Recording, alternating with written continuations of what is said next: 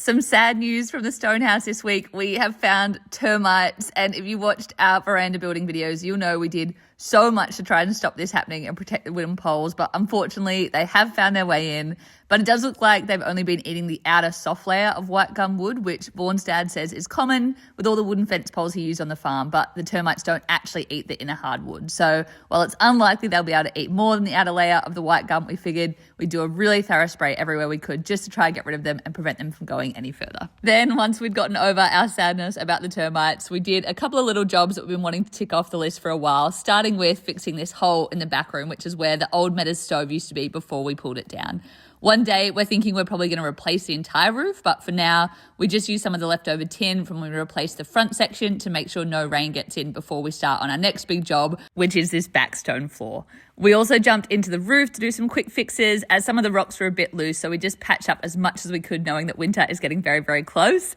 And then the last thing on the list was to tackle the outdoor long drop, which has looked like this sad, droopy box since we started. So we're not sure anyone's actually going to use this or whether we'll install a proper long drop, but for now, we just wanted to fix it up before it completely crumbled away. So Jack was down and the boys straightened up the structure, rebuilt the bench seat, and it's all good to go. Now, we do have some big jobs coming up in the next few weeks, so we thought instead of continuing working, we'd finish early today and go down to the river for a paddleboard instead.